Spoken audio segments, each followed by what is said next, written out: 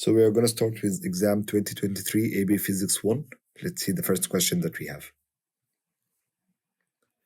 Okay, here we have a mass and a spring question. Let's see. He's saying a cord on a horizontal surface is attached to a spring. So probably we have elastic potential energy and a kinetic energy in this system. And after that, he's not saying anything. He's saying moving right and left to positive L and negative L. And the most important part in all of this one. The friction force is negligible, so it's a frictionless surface right there. So that means that we are not going to lose any of our energy in this situation. Let's see what the first question asking for. It's saying on the graph of kinetic energy, K versus potential energy U, shown in figure 2, this one. As you can see, it's moving from the potential energy is 4, the kinetic energy is 4. That means that the whole system, the total energy, the total mechanical energy in this system is 4. It's always going to conserve from elastic potential to kinetic, but it will be always 4 in all of the system. Because it's a closed one and ideal system, we are not going to lose in heat, in friction or whatever. So the values of X intercept and y-intercept are the same. Yeah, it's 4 here right there. And also in the kinetic energy, it's 4. Briefly explain why this is true using physics principle. So a very easy question. So the point that you should mention at answering this question, the conservation of energy. So mechanical energy, so the maximum kinetic energy and maximum potential energy are the same due to the conservation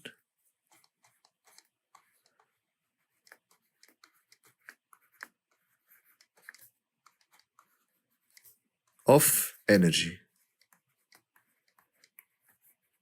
That's it. That's the answer for this question. So as you can see from the graph, it's always at the maximum situations, it's 4. Here it is.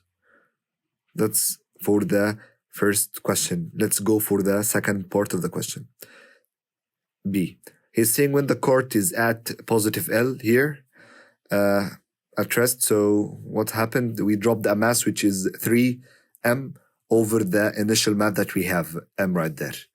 So the block sticks on the cord. The block cord spring system continues to oscillate between negative L and positive L. The masses cord m and 3m's respectively. Okay. The frequency of oscillation before the block is dropped onto the cord is F1. This is the frequency of oscillation before this happens. What happens after that? The frequency of oscillation after the block is dropped onto the cord is F2. Calculate the numerical value of the ratio between both of them. Okay. Let's see what we can do regarding this question. So we have a formula regarding this part, which is the frequency. So we can say that the frequency equals to 1 over 2 pi square root K over M. Where we got this one from? We know that the period of a spring is T equals to 2 pi square root M over K. And we know before that the period is equals to 1 over frequency, and frequency is equals to 1 over period. So if we can take this one, we are going to invert all of it. So the frequency will be 1 over 2 pi square root K over M. So let's see for each one of them. So I'm going to say for the first one, it's easy. So the first frequency, we're going to say it's 1 over 2 pi. It's not going to change. Square root K over M initial. And for the second frequency, it's 1 over 2 pi square root K over 4 M initial. That's it. We need to find the ratio between them right now. Between what? F2 over F1. So we're going to write it as he asked for. So F2 over F1 is equals to 1 over 2 pi square root K over 4 M initial divided by 1 over 2 pi for M1 square root K over only one M initial. Yeah, that's it. We can cancel out all of the problem. So 1 over 2 pi will be cancelled with 1 over 2 pi. K will be cancelled with K. So right now we have, after cancelling all of this, we will get square root. Also masses will be cancelled together. So we will get 1 over 4, and that's it. So square root of 1 over 4 is 1 over 2. So the ratio between F2, the frequency F2 and F1 is 1 over 2. That's it for this question. Let's go for the next part. Okay, part C. Let's see what he's asking for. Okay, it's saying the dashed line in figure 4. It's the same figure, but right now it's dashed. Show the kinetic energy versus the potential energy, okay, of the block cart spring. So after we drop the block, it become a dashed line. Okay, system after the block is dropped onto the car. This graph identical to the graph figure 2, the first one, yeah, we saw. Okay, what he's asking for, briefly explain why the two graphs must be the same using physics principles. Must be the same. Okay, so we have a lot to say about this question. We can say first of all that when we drop the mass, if you see right there, when we drop the mass, so we dropped it perpendicularly to the system. So we dropped it like this. So once we dropped the mass perpendicularly, so the force exerted on the mass on the system is perpendicular to the direction of motion. And we took before that if it's perpendicularly, it will not gonna make a change on it.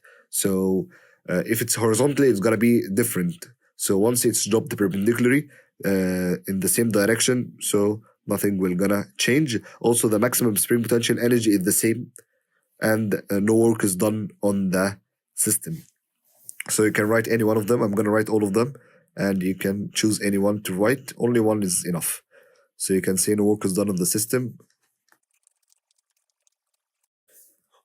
Okay, so we know that no work is done on the system because the mass is dropped perpendicularly also, because we know that work is FD. So because of that, cosine the angle that we have.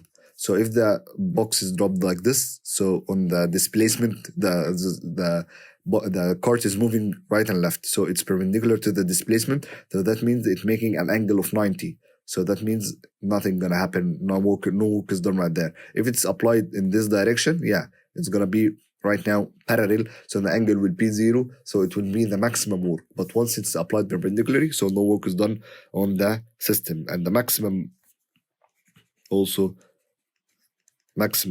elastic potential energy is the same. And last thing to say, that the force exerted on the system is perpendicular to the direction of motion. Choose any one of them. First one, second one, or third one. Only choose one, because this question is 1 point, so you shouldn't write all of them. Only choose any one of them. So that's why the two graphs must be the same. Nothing changed on the system. We only add a mass on a cart. So that's it for this one. And also we know that the elastic potential energy is not depending on the mass increasing or decreasing on the mass. So therefore, they're not going to be changed if the block is added. We know that the elastic potential energy is half kx squared. As you can see, we have a displacement. We have right there a spring constant. We have half. So nothing mentioning the mass. So because of that, nothing going to change. At the end, they're saying after the block is dropped onto the cart, considers the system that consists only of the cart and the spring. Okay, on the figure 4, sketch a solid line that shows the kinetic energy of the system that consists of the cart and the spring, but not the block after the block is dropped onto the cart. It's a very good question, this one. Let's see what we can get. So right now, the key of this part is to know that only tracking the cart, its kinetic energy is just a part of the whole system that we have. So you are only right now tracking the cart on the system. So the total mass is increased from M initial to 4M initials once we drop the mass, right? Okay, the cart now contributes only a fraction of the total kinetic energy. Okay, so if we only focusing right now on the cart, so the cart kinetic energy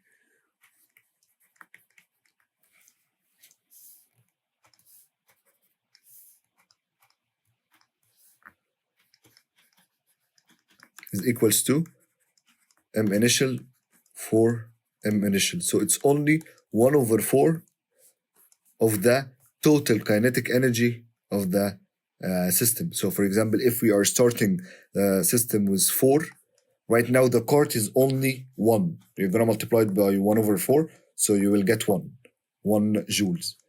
So that's it. So if you go back to the diagram, when you draw a solid line, the elastic potential energy, it didn't change as we said in first part of the question, but the kinetic energy of only the cart right now will be like this. A solid line. So that's it. The solid line will go directly towards 1 right there. And that's it for the first question.